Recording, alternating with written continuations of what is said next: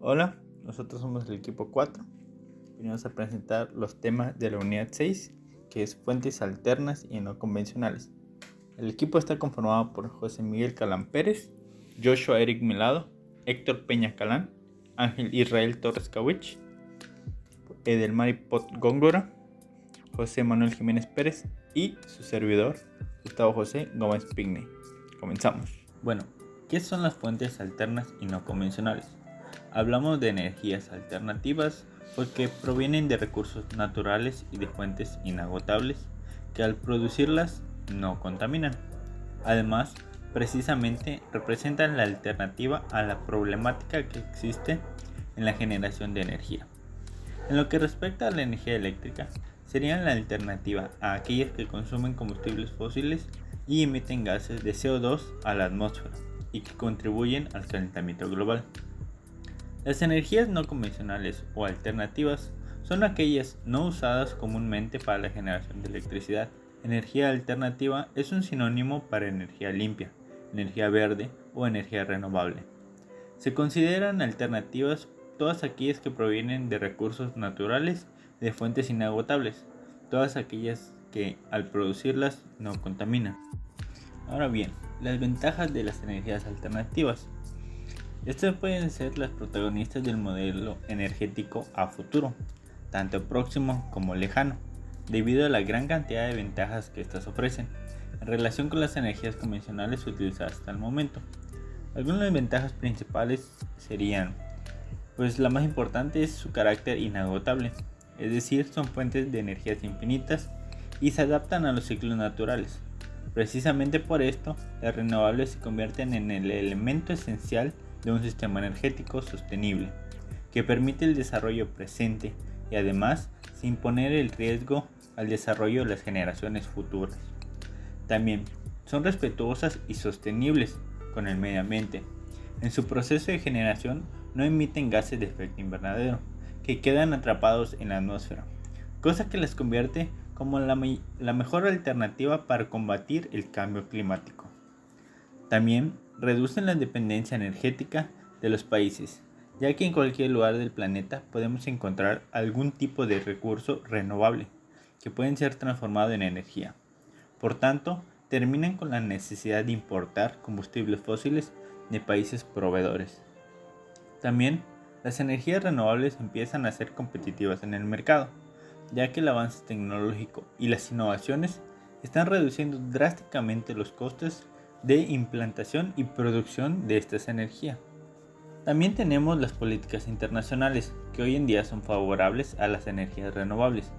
Actualmente, la mayoría de los países están adoptando medidas para favorecerlas y avanzar hacia el futuro sostenible del planeta, como por ejemplo el fin de la minería de carbón en España, entre otros.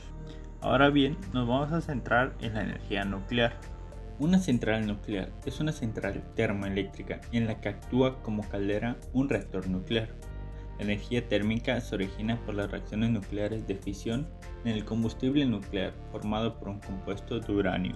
Una central nuclear es una instalación industrial empleada para la generación de energía eléctrica a partir de energía nuclear. Esta se caracteriza por el empleo de combustible nuclear fisionable, que mediante reacciones nucleares proporciona calor, que a su vez es empleado a través de un ciclo termodinámico convencional para producir el movimiento de alternadores que transforman el trabajo mecánico en energía eléctrica. Estas centrales constan de uno o más reactores. Pero a todo esto, ¿qué es la energía nuclear? Pues esta es la energía contenida en el núcleo de un átomo. Los átomos son las partículas más pequeñas en las que se puede dividir un elemento químico, manteniendo sus propiedades. En el núcleo de cada átomo hay dos tipos de partículas, los neutrones y los protones. Pues la energía nuclear es la que mantiene unidos estos neutrones y protones. La energía nuclear se puede utilizar para producir energía eléctrica, pero primero la energía debe ser liberada. Esta energía se puede obtener de dos formas, por fusión nuclear y fisión nuclear. En la fusión nuclear la energía se libera cuando los núcleos de los átomos se combinan o se fusionan entre sí. Esto para formar un núcleo más grande. Así es como el Sol produce su energía. Ahora bien, en la fisión nuclear, Los núcleos se separan para formar núcleos más pequeños, liberando energía. Las centrales nucleares utilizan la fisión nuclear para producir electricidad. Bien, cuando se produce una de estas dos reacciones, la fisión o la fusión nuclear, los átomos experimentan una ligera pérdida de masa. Esta masa que se pierde se convierte en una gran cantidad de energía calorífica y de radiación. La energía calorífica producida se utiliza para producir vapor y generar electricidad. Aunque la producción de energía eléctrica es la utilidad más habitual que se le da a la energía nuclear, también se puede aplicar en muchos otros sectores, como las aplicaciones médicas o medioambientales. Bien, ahora veremos los componentes de una central nuclear. En primero tenemos el reactor nuclear. En él se da el siguiente fenómeno. Un flujo de neutrones a alta velocidad divide en varios fragmentos los núcleos atómicos, liberando la energía buscada. Además, se liberan a su vez más neutrones muy energéticos, los cuales dividen a otros núcleos, favoreciendo las reacciones nucleares en cadena, sin aparente control. Para controlar el proceso, se deben frenar los neutrones, haciéndolos chocar contra determinadas sustancias moderadoras, siendo el más famoso el grafito. Ahora bien, algunos componentes que podemos encontrar dentro del reactor nuclear, pues es el combustible, ¿no? Generalmente en las centrales nucleares se utiliza el óxido de uranio. En las centrales que actualmente están en funcionamiento en nuestro país, se emplea el uranio ligeramente enriquecido. Es decir, contiene una fracción del isótopo de uranio 235, algo superior al existente en la naturaleza, con un grado de enriquecimiento entre el 3% y el 5%. Este material se encuentra como pastillas cerámicas situadas en el interior de una camisa metálica, como una vaina. También tenemos el moderador. Como ya vimos, es un elemento fundamental en el reactor nuclear. Esta es una sustancia que tiene la propiedad de frenar los neutrones que se liberan en la fisión nuclear. Claro, los que van a una cierta velocidad, los que sean susceptibles de ser absorbidos por un núcleo de uranio y producir así una nueva reacción de fisión, permitiendo de este modo el mantenimiento de la reacción en cadena. Esto para controlar la energía producida y no tener un accidente de ella y que pueda haber un accidente. En los diferentes tipos de centrales nucleares que existen actualmente en el mundo, se utilizan como moderador las siguientes sustancias. Podemos tener el grafito, el agua o el agua pesada. Ahora bien, el refrigerante. El calor es extraído del combustible nuclear por medio de un fluido refrigerante que circula por el interior del núcleo del reactor. Los fluidos que se utilizan en los diferentes diseños de centrales existentes son anhídrico carbónico, agua pesada y agua. También tenemos las barras de control, un elemento que se encuentra en las centrales nucleares. Estas controlan el número de fisiones, pues absorben los neutrones. Si las barras de control están introducidas totalmente en el núcleo, la absorción de neutrones es total y no hay reacción nuclear. A medida que se van extrayendo tales barras, aumentan las reacciones nucleares, porque absorben menos neutrones. El reactor tiene a su vez un blindaje de hormigón de varios metros de espesor. Otro elemento que tenemos es la vasija. Esta es donde se introducen las barras de combustible nuclear en tubos de acero inoxidable, y en su interior se produce la reacción nuclear. La vasija es un gran depósito de acero recubierto en su interior por plomo para absorber las radiaciones nucleares. Dentro del núcleo también se encuentra el material moderador. Bien, ahora tenemos un elemento muy característico de las centrales nucleares. Creo que es algo que se ve a simple vista, y si nosotros lo vemos directamente lo relacionamos con algo que tiene que ver con la energía nuclear, ¿no? Sí, son las torres de enfriamiento. En las enormes torres que son características de las centrales, el calor extraído al vapor del circuito secundario produce las columnas de vapor que se ven en estas torres de enfriamiento. Estos equipos basan su funcionamiento en el principio de enfriamiento evaporativo. Esto se aplica en la industria desde hace más de 100 años.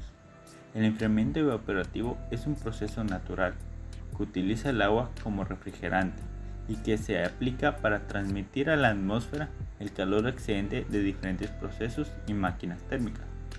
A grandes rasgos, los equipos de enfriamiento evaporativo, como las torres de refrigeración, incorporan una superficie de intercambio de calor y más humedecida mediante un dispositivo de distribución de agua, un sistema de ventilación, ya sea natural o forzada. Este es encargado de favorecer y en su caso forzar el paso del aire a través del relleno de intercambio de calor y masa, y diferentes componentes auxiliares, tales como una balsa colectora de agua, bombas de recirculación, separadores de gotas e instrumentos de control. Otro elemento dentro de las centrales nucleares es el edificio de contención. Este recinto que alberga el sistema de refrigeración del reactor y diversos sistemas auxiliares sirve de blindaje en operación normal e impide la fuga de productos contaminantes al exterior. Tiene la responsabilidad funcional, junto con otros sistemas de salvaguardias, de impedir la liberación en último término de productos de fisión a la atmósfera en caso de accidentes. Ahora bien, ya sabiendo qué son las centrales nucleares y todo este rollo, habría que preguntarnos si México cuenta con alguna central nuclear, ¿no? Pues la respuesta es que sí, hasta donde encontré, tenemos una nada más. Es la central nuclear de Laguna Verde. Es la única central nuclear de generación eléctrica en México. Esta se encuentra en el municipio de Alto Lucero de Gutiérrez Barrios, ubicada en el estado de Veracruz.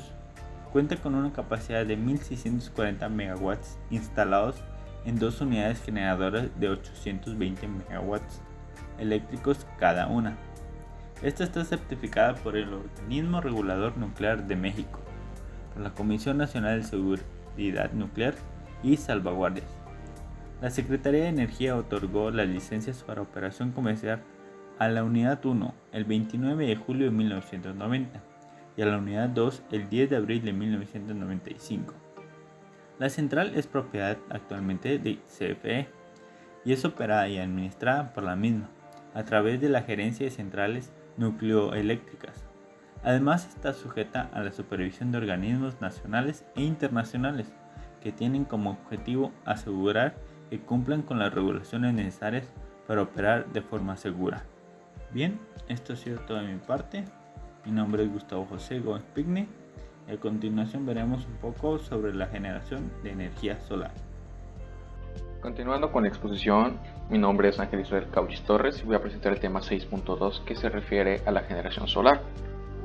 Este tipo de generación se divide en dos partes, que es por procesos fototérmicos, que es la captación de la radiación solar para calentar un fluido. Este fluido posteriormente se convertirá en un vapor que hará girar una turbina para de esta forma generar energía eléctrica.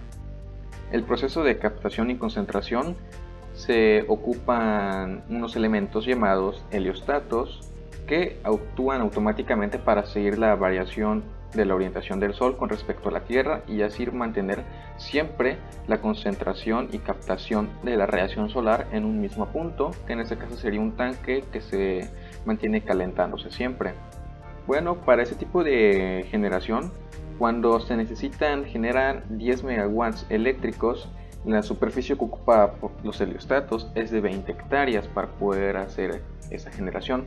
Aquí tenemos un diagrama de cómo es este tipo de proceso, en donde están los heliostatos que mantienen la captación solar enviado a un mismo punto. Este punto, que es un tanque de fluidos, se compone en dos partes, un tanque de sales frías y un tanque de sales calientes, en donde las sales frías son las que se calientan y las sales calientes son las que ya están calentadas. Bueno, son las que se calientan más en sí.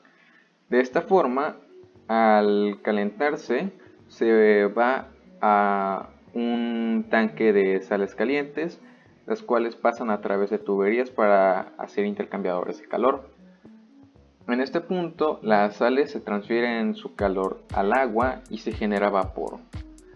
Posteriormente, el vapor de agua activa una turbina y el generador produce energía eléctrica. Después de esto, se envía a un transformador para que eleve o disminuya su voltaje y corriente, para posteriormente ser enviado a la red eléctrica para su distribución y transmisión. Aquí tenemos una imagen en la que podemos ver cómo es este proceso, en donde tenemos los heliostatos que captan y concentran la radiación solar en un mismo punto, que en este caso sería el horno solar, en donde se compone de dos partes, que es el tanque de sales calientes y el tanque de sales frías, en donde las sales calientes se calientan mucho, si no mal recuerdo, a más de 500 grados centígrados, y entonces el tanque de sales frías se empieza a calentar poco a poco, en donde después produce vapor a presión, que hace girar una turbina para generar energía eléctrica. Posteriormente se transforma y se envía a las torres de red eléctrica. Cuando el vapor a presión termina su trabajo, este es recolectado por un condensador para bajar las temperaturas lo suficientemente frías, pero también lo suficientemente calientes para que no se tenga que hacer un proceso extra de calentación. El siguiente proceso, aquí vemos cómo se efectúa ya en la vida real. Podemos ver que estas máquinas grandes son los heliostatos, que están captando y concentrando la radiación solar en un mismo punto. Entonces sería una torre que hasta arriba tiene un tanque, un depósito de fluidos para que se genere este vapor posteriormente.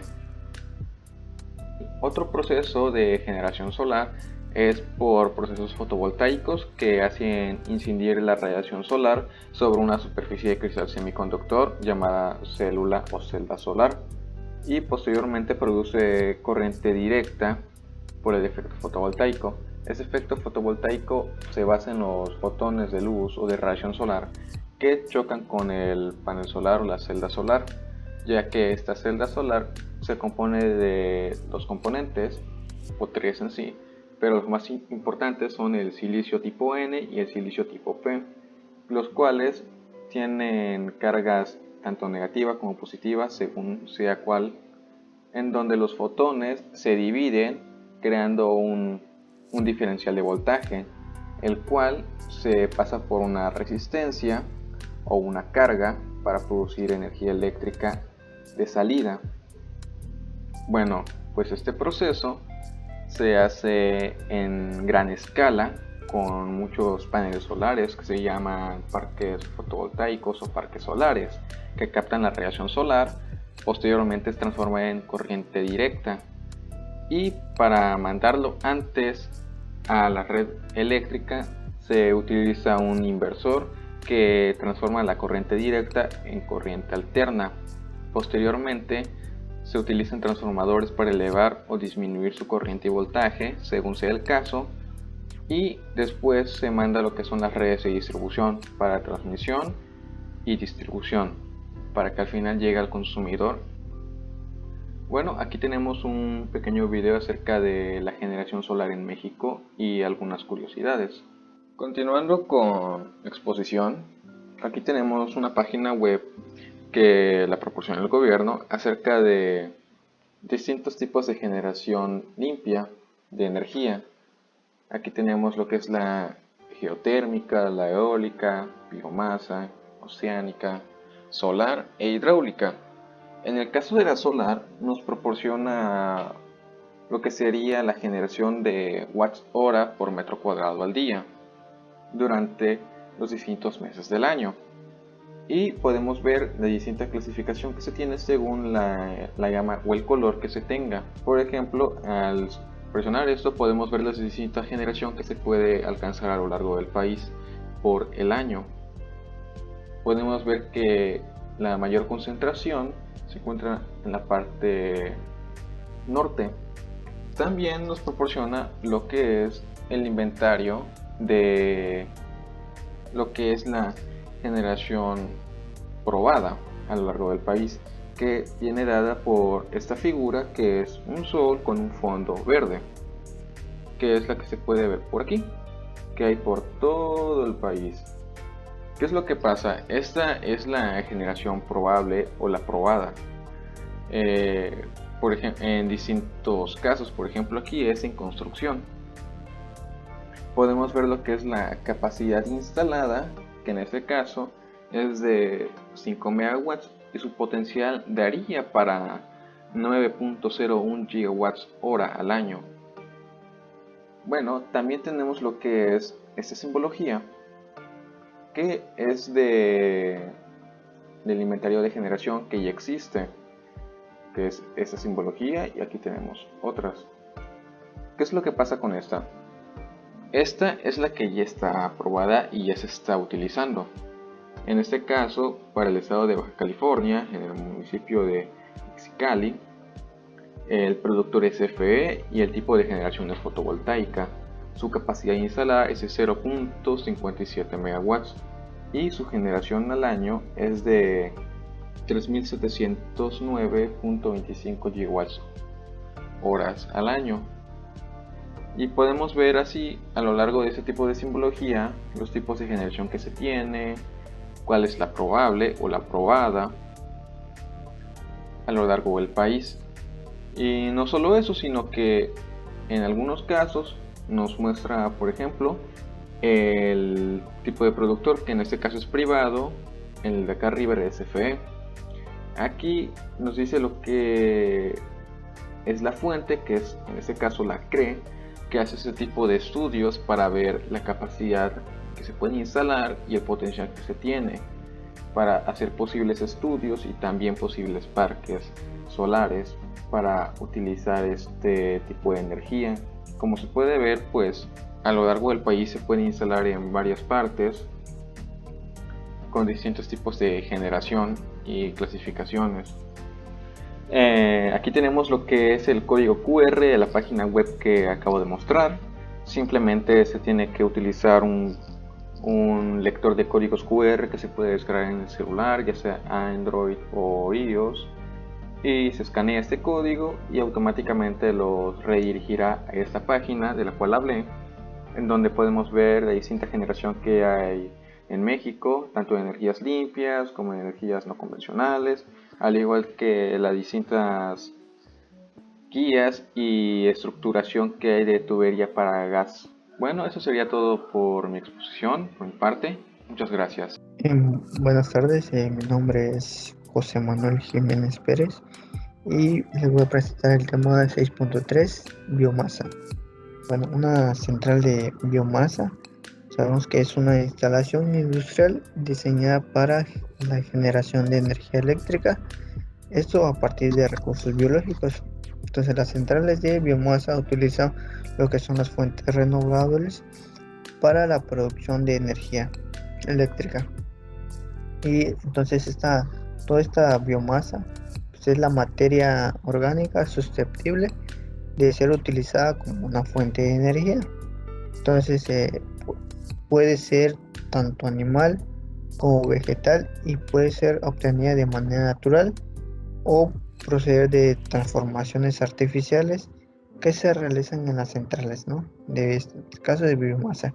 Entonces esta materia se convierte en energía, o sea, aplicable a distintos procesos químicos y tiene una producción de energía ya sea por combustión o por gasificación, y se puede obtener de estas centrales potencias de hasta 50 megawatts.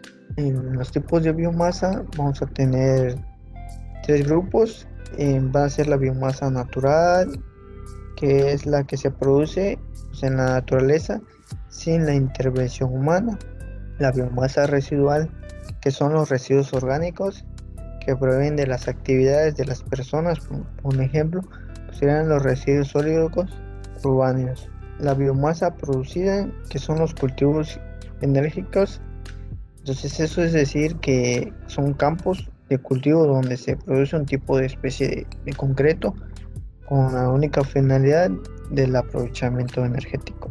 Tenemos la conversión de la biomasa en energía, que existen diferentes formas para transformar la biomasa en energía aprovechable, y tenemos dos que son las más utilizadas, que es por el método termoquímico, que es la manera de utilizar el calor para transformar la biomasa, y tenemos por combustión, que existe cuando quemamos la biomasa con mucho aire del 20 al 40 superior al teórico a una temperatura entre 60 y 1300 grados.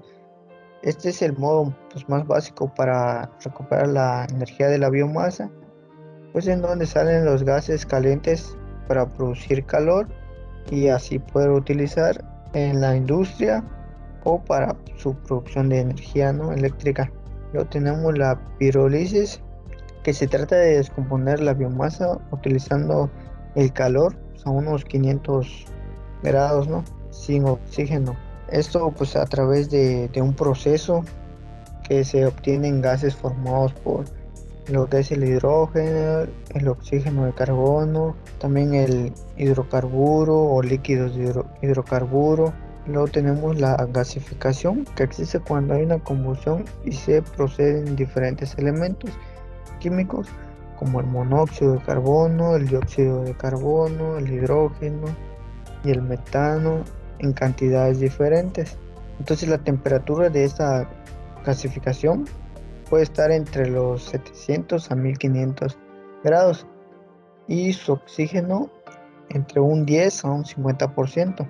Ahora tenemos la combustión, que consiste en la utilización de la biomasa como combustible de ayuda mientras se realiza la combustión de carbono en las calderas. Luego tenemos el otro método, que es bioquímico, que se lleva a cabo utilizando diferentes microorganismos que degradan las moléculas.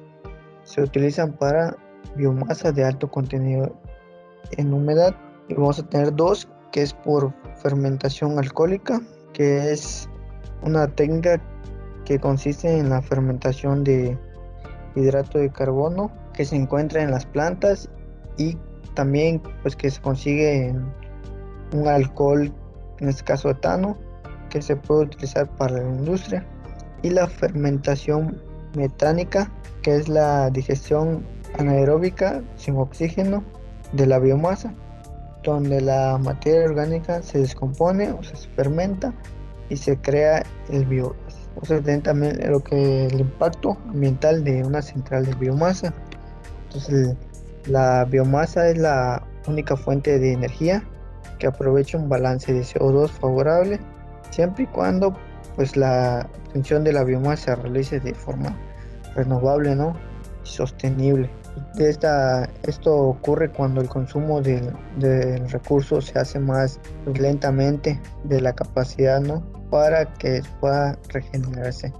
Entonces, de esta manera, pues, la materia orgánica es capaz de retener durante su crecimiento pues el más CO2 del que libera en su combustión, y los efectos producidos serían tales como la deforestación y el aumento notable de emisiones del CO2, lo que implicaría una contribución al cambio climático.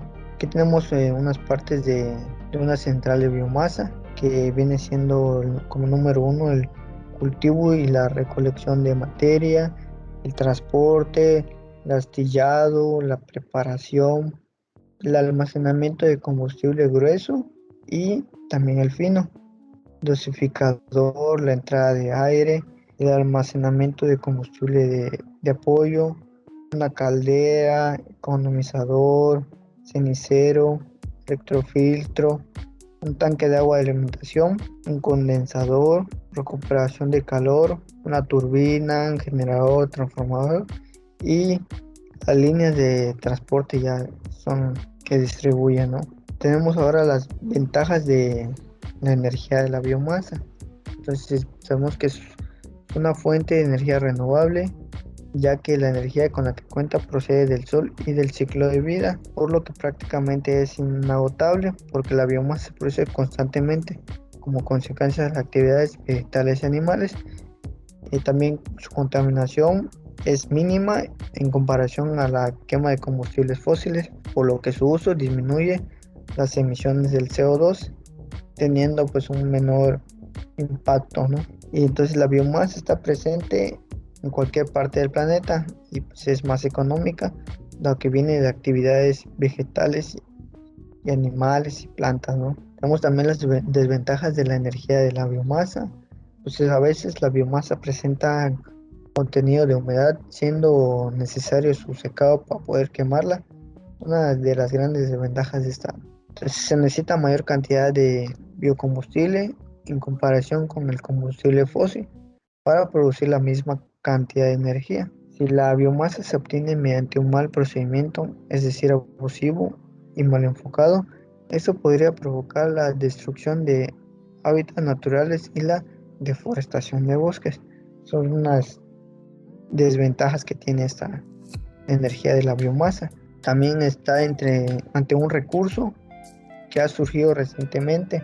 No se dispone de la gran tecnología avanzada para un aprovechamiento eficaz, ¿no? Como se ocurre con las otras combustibles líquidos y sólidos, ¿no? También el costo del uso de la biomasa incrementa cuando se dan dificultades en el transporte y en el almacenamiento. También de esto nos lleva a que una desventaja que aunque se puede encontrar la biomasa en todo el planeta, no existe lugares adecuados para aprovecharla, ya que en eso se necesita grandes espacios. Y bueno, aquí tenemos lo que son las fuentes de referencia que se utilizaron. Bueno, eso sería todo de mi parte y gracias. Buenas tardes, ahora les voy a presentar yo, Edelmariput Góngora, el tema 6.4 que es eólica, que vendrían siendo, pues no hay que parar de recordar que estamos hablando de fuentes alternas y no convencionales. Bueno, como inicio, pues hay que plantear muy bien qué es lo que son las energías eólicas. La energía eólica es una fuente de energía que es renovable porque utilizamos el viento como un generador de la electricidad. El principal medio que necesitamos nosotros para poder hacer esta transformación de tener el viento y hacerlo electricidad son por medio de los aerogeneradores, molinos de viento, que varían mucho al tamaño, obviamente dependiendo de para qué lo vamos a usar, y estos funcionan con las aspas de la energía que vendría siendo la que hace la energía cinética, que es el movimiento de las aspas, los convierten a energía mecánica. Ahora bien, las energías eólicas pues han sido las clave prácticamente de lo que es el cambio de un modelo energético. Es más amplio, es una energía que es renovable, es limpia. Podría decirse que es sustentable y estoy muy segura que sí es sustentable porque no contamina y ayuda muchísimo para los combustibles fósiles. Ya sabemos que existen tipos de energía con térmicas o que queman carbones y terminan siendo contaminación horriblemente. Bueno, lo bueno de las eólicas es que no tienen que pasar por esto y es como que podría ser una sustitución de los proyectos de energías pues térmicas.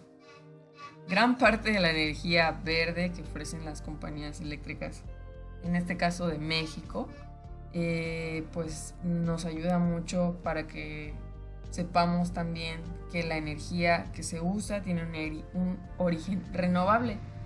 Gran parte de estas se usan las energías, pues hemos visto en las carreteras que hay hélices enormes y dices, oye, esta es energía eólica, pero tiene la marca SFE. Ok, es una energía renovable y es una forma de que lo puedan explotar.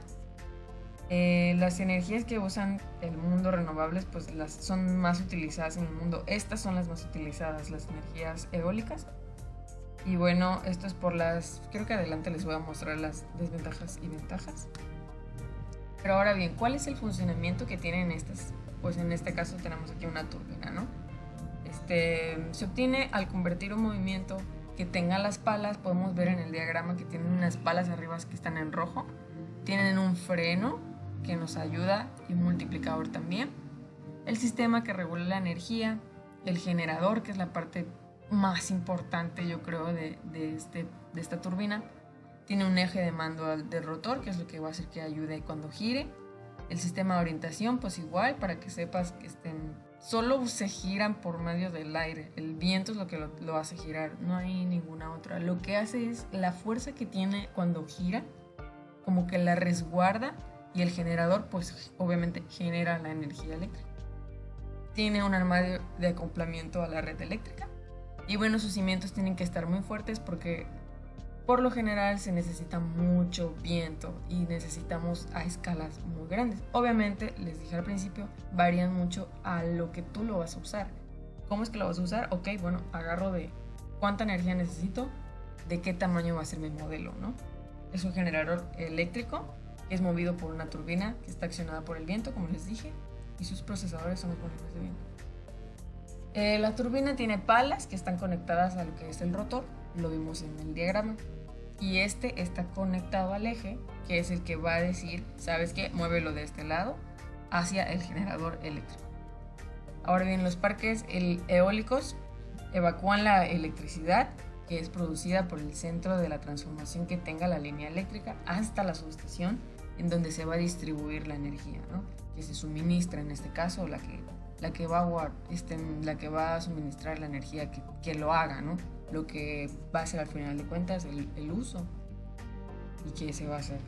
Bueno, como ventajas de las energías eólicas es que estas energías, pues sí, como les dije, funcionan con aerogeneradores, que es un generador eléctrico que es movido por una turbina que está accionada por el viento.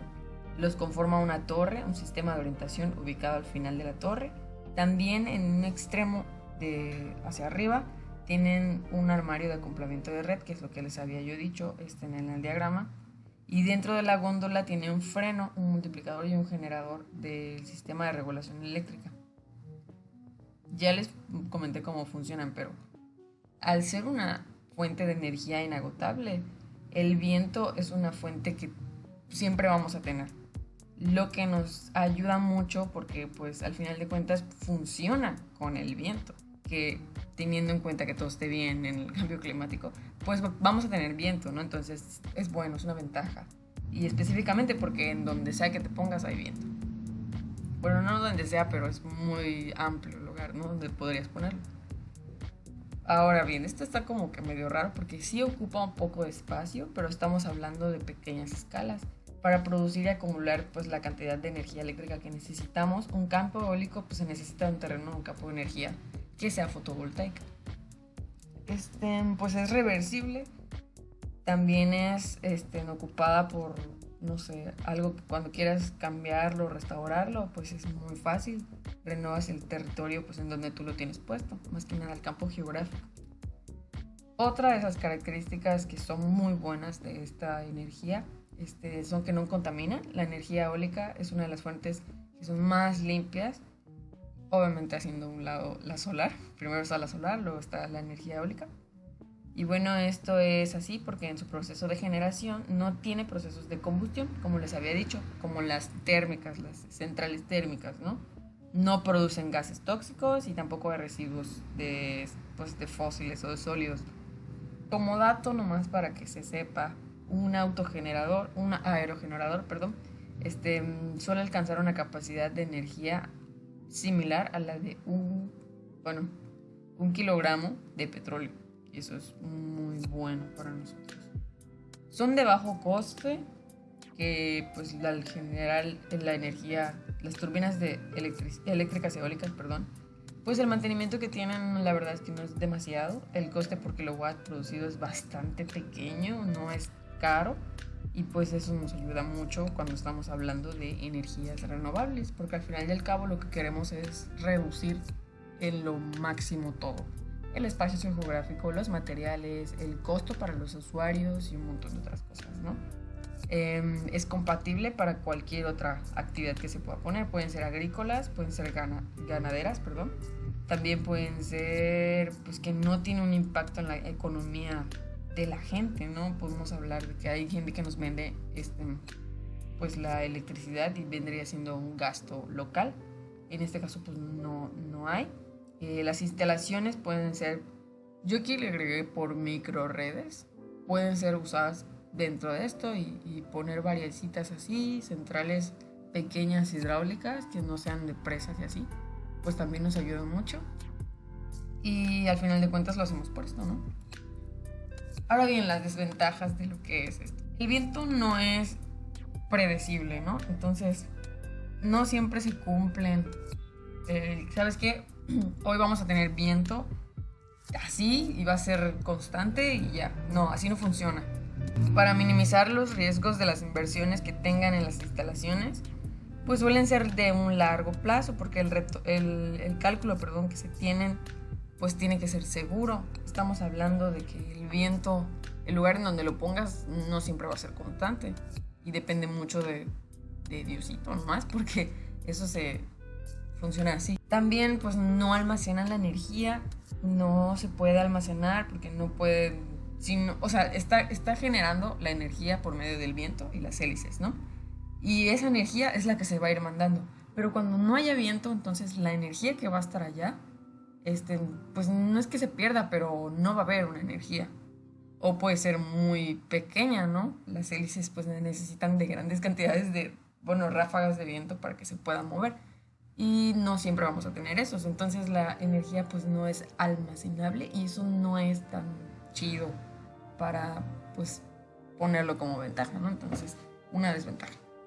Y luego el impacto del paisaje cuando son grandes parques, yo creo que sí se ven bien, pero estamos hablando de que cuando tú pasas por la calle, sabes que hay energía arriba de ti por los postes y las líneas que tienes, pero no estás viendo como si la subestación, ¿no?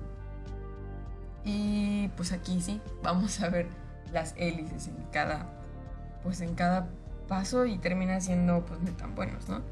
Y al final de cuentas estamos hablando de sustentabilidad, entonces afectan a las aves porque pues suele tener un impacto negativo a la biofauna. Y bueno, puede ser que alguna de las palas se le atore o se golpee en una de estas, algún pájaro, pues no es muy seguro. Bueno, ahora hacemos caso a lo que son las fuentes alternas. Estas fuentes alternas son denominadas fuentes alternas de la energía porque son energías limpias y provienen de fuentes que son naturales. Suelen ser de alternativas cuando estamos hablando de las energías renovables. ¿Por qué? Porque al producirlas pues, no causan una contaminación. Y haciendo caso a esto, entonces las fuentes alternativas de la energía no son malas con el medio ambiente porque no producen gases como lo son el dióxido de carbono a la atmósfera y pues es en comparación obviamente a lo que tenemos de los combustibles fósiles como son las centrales térmicas, pues hay mucha diferencia. Ahora bien, pues las fuentes de energía que no son convencionales es porque son recursos disponibles para los sostenibles, pero que en el país no se utilizan. Son aquellos recursos de energía que sean a nivel mundial y bueno, por lo general no suelen ser son de manera marginal, como dice justamente textualmente hablando. Y bueno, al no ser convencionales también cumplen con la cualidad de que podríamos usarlas para pequeños proyectos, como yo les hablé de la microred, o también pueden adaptarse a industrias grandes como lo son CFE. Y bueno, las fuentes convencionales de la energía son dependiendo de cómo es que lo vamos a usar, qué tipo de energía se usa, en qué tipo de proyecto o lo que queramos usar.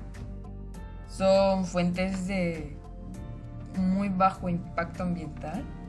Obviamente estamos hablando de nuevo de gases.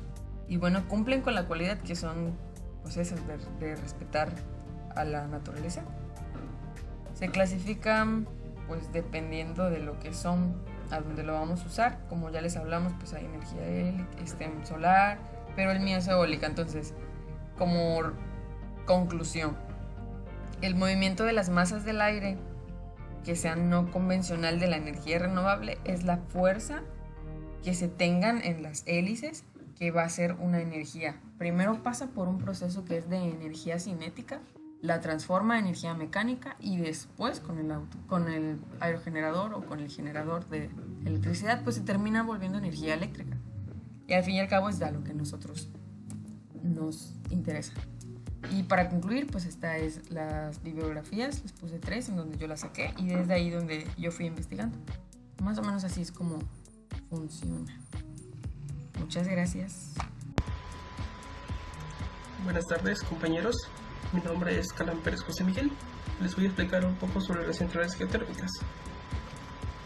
Comenzaremos dando una definición de estas centrales. los cuales son aquellas que aprovechan el calor proveniente de las profundidades de la Tierra para producir energía eléctrica. Como algunos ya sabrán, las principales fuentes de este tipo de energía son las erupciones de los volcanes, el calor que contienen las fuentes calientes naturales o los géiseres. Como vemos en la imagen de la derecha, podemos ver una central geotérmica que está cerca de una zona montañosa, y esto se debe a que hay un mayor gradiente térmico. Continuando con este término, podemos ver que es el aumento de la temperatura que se produce en una media de unos 3 grados centígrados cada 100 metros de profundidad. Este gradiente térmico puede ser mejor en zonas donde las condiciones geológico-estructurales son particularmente más altas. Y en estas zonas se pueden alcanzar temperaturas de hasta 250 hasta 350 grados centígrados a profundidades de entre 2000 y 4000 metros. En la imagen de la derecha vemos una pequeña gráfica donde entre mayor profundidad más temperatura hay, y obviamente para profundidades más altas, por ejemplo entre los 4000 y 5000 metros, hay unas temperaturas tan elevadas que son para la generación de energía. También hay otras fuentes de energía geotérmica que se usan para mediana y alta temperatura o muy baja temperatura, pero principalmente para las centrales geotérmicas la profundidad oscila entre los 4000 y 5000 metros de profundidad. El principio de funcionamiento es sencillo. Si se perforan unos 3 kilómetros de profundidad, encontraríamos zonas en que las rocas alcanzan los 200 grados centígrados de temperatura ISO. Esto es suficiente para alimentar una central geotérmica. El agua caliente y los vapores de las fuentes de calor suben a la superficie, donde son interceptados por los pozos geotérmicos de extracción. En la figura de la derecha, los conductos rojos son los pozos geotérmicos de extracción. Estos extraen el agua caliente y los vapores y lo llevan a un intercambiador de calor. Y toda esa agua que no puede ser aprovechada se reingresa al sistema. Esto lo vemos que el vapor que sale de los pozos se transporta luego a unas tuberías llamadas vaporductos y se envía para poner en funcionamiento una turbina donde la energía se transforma en energía mecánica de rotación. Esto es prácticamente lo que ocurre en la gran mayoría de centrales. Ahora bien, para la generación de energía eléctrica sabemos que hay que hacer mover una turbina. El eje de la turbina está conectado al rotor del alternador, que al girar transforma la energía mecánica en electricidad alterna que se transmite al transformador, y esto lo eleva lo suficiente como para ser distribuido. En el GIF de la derecha podemos ver que el vapor de agua y el agua caliente sube hasta el intercambiador de calor, donde todo aquel líquido que no se ha aprovechado se reingresa al sistema para que vuelva a ser calentado, y todo eso vapor de agua entra a la turbina, lo que hace mover al generador, y nuevamente todo ese vapor que no ha sido aprovechado se ingresa al condensador y se reenvía al sistema. Esto es para aumentar la eficiencia de la central geotérmica. Ahora, en las centrales geotérmicas existen 3 tipos y se dividen principalmente en la tecnología que utilizan. Son vapor seco, vapor de destello y de ciclo binario. El de vapor seco es la tecnología más utilizada, que implica el uso de vapor a alta temperatura, más de 235 grados centígrados, y presión para activar una turbina acoplada a un generador de energía eléctrica. Se podría decir que es el diseño más sencillo, pero no por ello es el menos eficiente. En realidad es el más eficiente y más barato. El sistema es muy sencillo, como ya había mencionado. El pozo de extracción llega hasta la turbina, lo que no se ha aprovechado se manda al pozo de reinyección, y esta energía mecánica se transforma en energía eléctrica con el generador. El vapor de destello aquí es con depósitos de agua dominantes con una temperatura superior a 150 a 170 grados centígrados, y se utilizan para abastecer las centrales eléctricas de destello simple o doble. El sistema se podría ver un poco más complejo, pero en realidad no lo es tanto. Lo que pasa aquí es que el agua llega a la superficie a través de unos pozos, y debido al rápido cambio de presión del depósito a la presión atmosférica se separa. Esto lo vemos en la primera etapa de expansión. Vemos que el vapor sube, pero lo que se separa se manda a la segunda etapa, y nuevamente Lo que se puede aprovechar se reingresa a la turbina de alta y baja presión, pero lo que no se puede aprovechar se regresa a la zona geotérmica para que se pueda calentar. Ahora este ciclo binario es un tanto distinto, sobre todo porque ahora ya no vamos a trabajar con el agua, sino con un nuevo fluido, que normalmente suele ser isobutano o isopentano, que tiene una temperatura de ebullición más baja que la del agua. Esto obviamente aumenta la eficiencia, pero en el costo de este isobutano o isopentano puede verse reflejado que tal vez no sea tan eficiente, pero aún así es un tipo que suele ser utilizado. El fluido secundario se expande en la turbina, se condensa y se vuelve a enviar al intercambiador en un circuito cerrado, sin intercambio con el exterior. Mayormente se busca que todo lo que no se ha aprovechado se reingrese al sistema. Por último, quería hablarles de las centrales geotérmicas en México y en el mundo. En México tenemos varias centrales y si se dan cuenta, las primeras están en Baja California Sur y Baja California, algunas están en Nayarit, en Michoacán y en Puebla. Esto no es casualidad, son zonas montañosas y que particularmente pertenecen al cinturón de fuego. Como pueden ver en la derecha, tenemos aquí las diversas plantas geotérmicas que existen en el mundo y que pertenecen al cinturón de fuego, la mayoría de ellas. Por si alguno no está enterado, en este cinturón de fuego se le denomina así porque son las zonas de más alta actividad sísmica, y esta misma actividad sísmica es lo que genera los volcanes y las elevaciones de temperatura debajo de la superficie, y obviamente esto es benefactorio para las centrales geotérmicas. En el 2013 existen 24 países productores de energía geotérmica con una potencia total instalada de alrededor de 11.770 megawatts. Ahí vemos a México con una potencia de 1017, y de mi parte ha sido todo. Estas son las fuentes de referencia consultadas para la realización de esta exposición. Muchas gracias, le dejo con mi siguiente compañero. Buenas tardes, mi nombre es Joshua Eric Melao y voy a estar presentando sobre el tema 6.6 celdas de combustible. Celdas de combustible. Para empezar, vamos a hablar qué es una celda de combustible. En principio, una celda de combustible opera como una batería. Genera electricidad combinando hidrógeno y oxígeno eléctricamente sin ninguna combustión. A diferencia de las baterías, una celda de combustible no se agota ni requiere recarga. Produce energía en forma de electricidad y calor mientras se lo provea de combustible. El único subproducto que se genera es agua 100% pura. A la derecha tenemos un ejemplo de una imagen que es una celda de combustible, y tenemos dos diferentes partes que incluye el ánodo, el cátodo y también el combustible y las capas de fusión de gas, catalizador y membrana. Ahora hablamos sobre el funcionamiento. Una celda de combustible consiste en dos electrodos separados por un electrolito. Oxígeno pasa sobre un electrodo y hidrógeno sobre el otro. Cuando el hidrógeno es ionizado, pierde un electrón. Al ocurrir esto, ambos toman diferentes caminos hacia el segundo electrodo. En este caso es el hidrógeno y el electrón. El hidrógeno migra hacia el otro electrodo a través del electrolito, mientras que el electrón lo hace a través de un material conductor. Este proceso produce agua, corriente eléctrica y calor útil. Para generar cantidades utilizables de corriente, las celdas de combustible son montadas en un empedrado de varias capas. A la derecha tenemos un ejemplo o una imagen que muestra este proceso. En caso del hidrógeno que entra, cuando se sale, a veces tenemos exceso de hidrógeno, y en el caso del oxígeno tenemos que sale es el agua.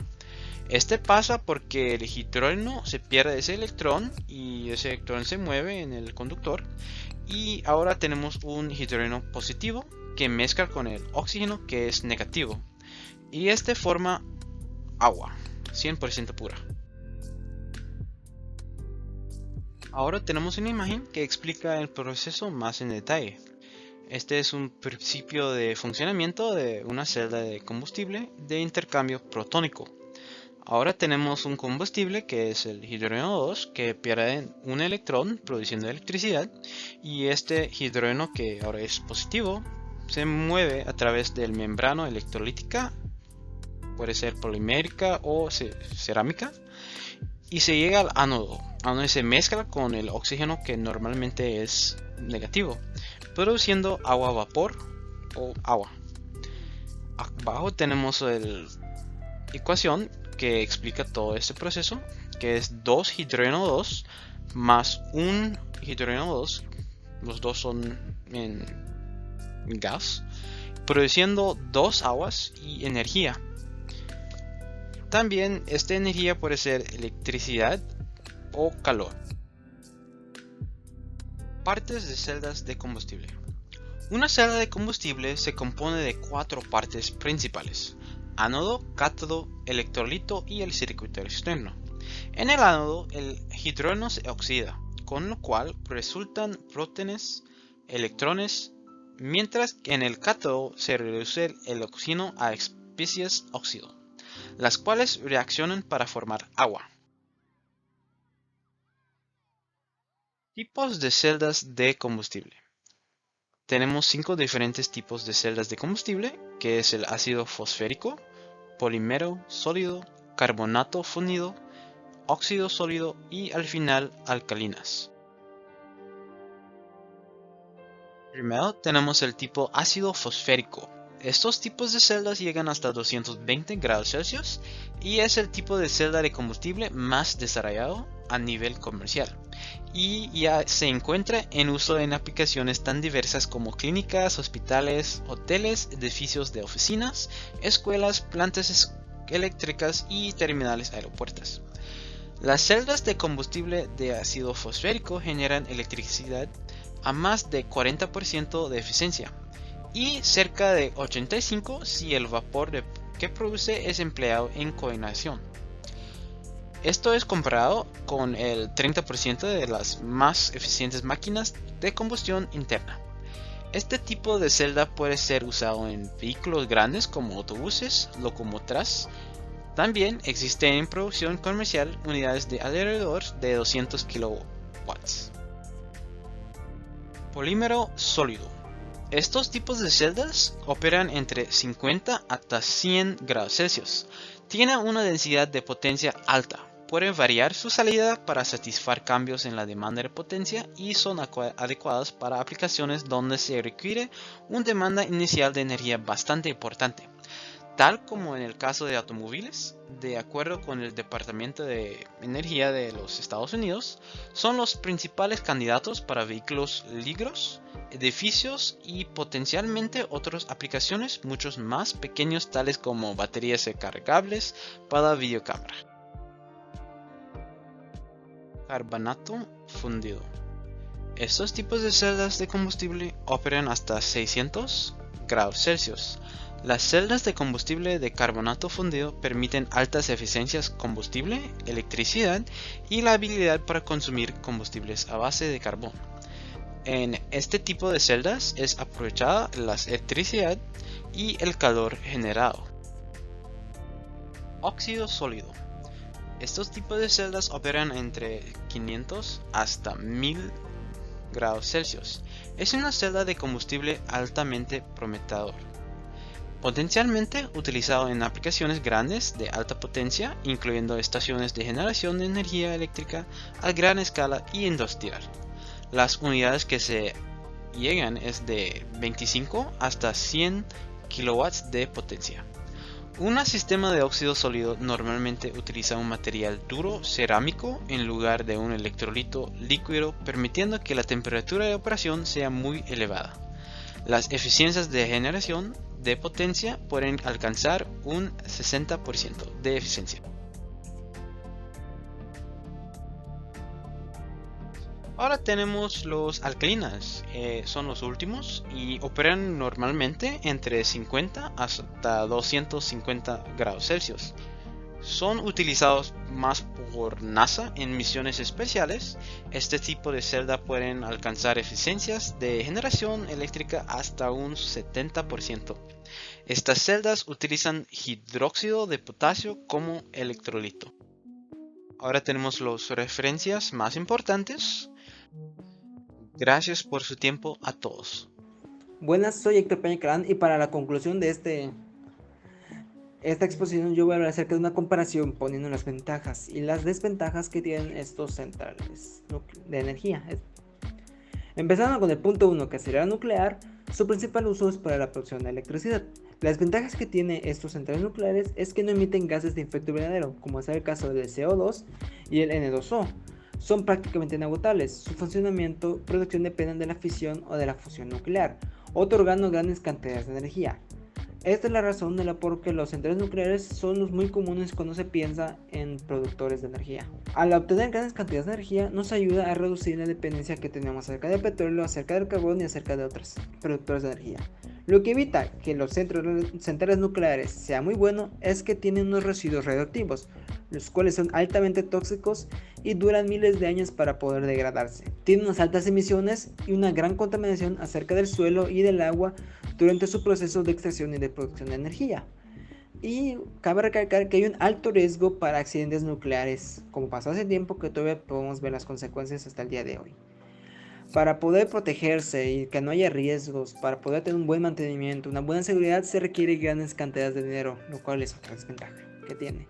Continuando con el punto 2, que sería la solar, se utiliza principalmente para la producción de electricidad y para la producción de calor. Las ventajas que tiene la energía solar es que tiene un reducido impacto hacia el ambiente y no provoca emisiones atmosféricas ni otro tipo de vertidos, como sería el efecto invernadero, el CO2, entre otros. Es prácticamente gratuito, limpio, renovable, virtualmente inagotable y sostenible, ya que energía solar lo tenemos en todos lados. Y no se va a acabar hasta que el sol se extinga dentro de miles de años. Otra ventaja que tiene es que sus paneles solares que se utilizan para la producción de energía pueden alcanzar hasta 40 años de utilidad, un buen tiempo que va a servir. Las desventajas que tiene este tipo de producción es que tiene un impacto paisajístico para el caso de las huertas solares, ya que se requiere un gran terreno para poder instalar los paneles solares y para algunas personas no es un buen diseño, haciendo que sea un impacto visual.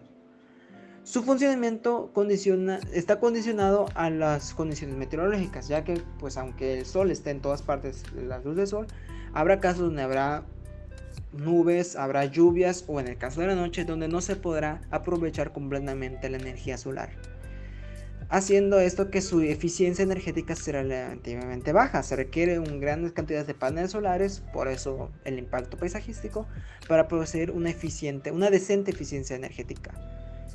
Su coste inicial es muy elevado para poder instalarlo, ya que por esa razón tampoco se está en todos los lugares, en todas las casas. Esto tiene un buen coste inicial. Eso sí, en su proceso de mantenimiento y su proceso a lo largo del tiempo, en los 40 años, es muy bajo, pero el coste inicial es lo que evita que sea completamente favorable. Igualmente, durante su construcción y su fabricación hay unos desechos tóxicos y gases de efecto invernadero. Por eso su impacto ambiental es muy reducido, no es nulo. Continuando con la biomasa, el punto 3, igualmente se utiliza para la producción de electricidad y la producción de calor. Sus ventajas es que tienen una amplia variedad de recursos, como sería en la carpintería, agricultura, ganadería, residuos, entre otros, haciendo que su consumo de estos recursos contribuya al mantenimiento de la economía local, ya que hay gente que venderá estos recursos para la producción de biomasa y haciendo que sea muy recíproco. Tiene una alta eficiencia energética en su combustión a comparación de la solar y otros que tienen menos. Igualmente tiene unos bajos niveles de emisiones de contaminantes, como es el efecto invernadero, entre otros, y tiene un reducido emisiones de gases de efecto invernadero. Sus ventajas es que sus emisiones atmosféricas durante su transporte y su consumo es alto, ya que se requiere la quema y se quiere transportar en grandes distancias.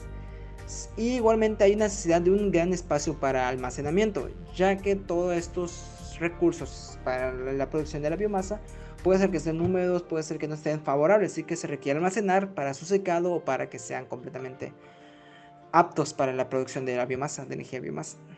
Pero lo malo es que al momento de estar almacenados puede ser que se pasen de más y se vuelvan desechos y no sirvan.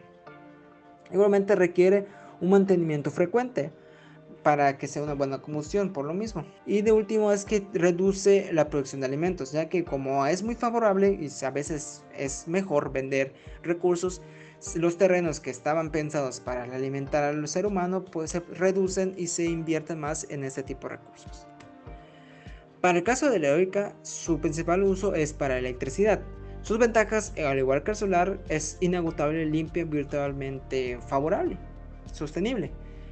No provoca emisiones atmosféricas por obvias razones y tiene una muy facilidad para desmontar y montar los parques eólicos, ya que básicamente se requiere turbina, torre, etc.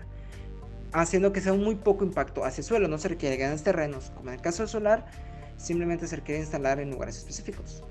Por esta razón, sus desventajas es que tiene, como el mismo caso del solar, unos impacto paisajista, un impacto visual. Esto igualmente tiene un alto riesgo hacia las aves, ya que como van girando las aspas, la fauna del aire, las aves pueden chocar y en el momento del impacto pueden morir, ya que van a su velocidad y esto es un buen pedazo de hierro, por así decirlo. Otra desventaja que tiene es que el aire es muy aleatorio. Hay casos donde es muy fuerte, hay casos donde es muy bajo y hay casos donde casi no hay viento, haciendo que no sea muy eficiente. Hay casos que no sea muy eficiente. Igualmente por lo mismo se requiere que su planeación para su levantamiento de los parques eólicos sea muy planeada, sea muy específica. Se requiere varios estudios para poder saber dónde poner un parque eólico. Por lo mismo, su almacenaje es muy difícil, tiene que ser utilizado al momento, ya que si se genera una buena producción energética y no hay demanda, será energía desperdiciada. Para que pueda funcionar estos generadores eólicos se requiere que el viento esté de 10 a 40, menor de 10 km por hora, no gira y no produce electricidad, y más de 40 km por hora puede dañar la estructura y hacer que caiga.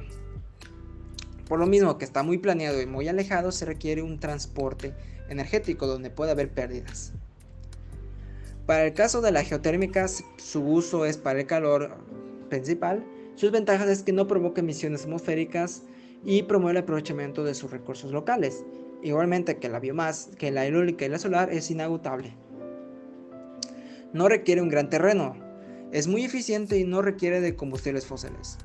Lo malo de estos geotérmicos es que su elevada humedad provoca corrosión en las instalaciones, en las tuberías, lo cual requiere un alto mantenimiento. Por esta razón es que es muy costoso, ya que igual se requiere excavación, planeación y el transporte de las tuberías necesarias para poder alcanzar el lugar eficiente para producir la energía geotérmica. Lo mismo es que contamina las aguas que a sus alrededores, ya que al momento de excavar puede haber que haya zonas contaminantes que pueden florecer gracias a estas excavaciones y dañar los acuíferos, dañar el manto freático, contaminar ríos, lagos que están cerca. Y para concluir, es que no está completamente aprovechada. Igual hay muchas cosas que tener en cuenta, hay muchas cosas que pueden estudiar y mejorar conforme pasa el tiempo. El punto 6 de las celdas combustibles, su principal uso es para electricidad. Las ventajas que tienen es que son muy eficientes en la utilización de diversos combustibles, en el caso de hidrógeno, en el caso de biomasa, en el caso de bacterias, entre otros. Tiene serias emisiones contaminantes y un fundimiento muy silencioso, ya que como es una celda algo pequeña, no requiere grandes equipos, no requiere grandes turbinas, no requiere muchos instrumentos, haciendo que sea muy poco contaminante y silencioso. Eso sí, como mencioné, tiene unas altas densidades energéticas y tiene una flexibilidad para su instalación, para su movilidad y para su colocación. Las desventajas que tienen estas celdas es que es una tecnología emergente, no hace más de 10 años que se empieza a estudiar y todavía hay muchos factores que se pueden mejorar, que se pueden reemplazar, entre otros, haciendo que su precio de mercado sea muy elevado. Por lo que tiene un costo inicial elevado, tiene un costo inicial muy alto y su mantenimiento por momento sigue siendo alto. Igualmente, por lo mismo, como es emergente, como es alto, no todos los lugares tienen una buena compatibilidad para poder almacenarse, para poder instalarse. Esto sería todo por nuestra parte. Muchas gracias por su atención.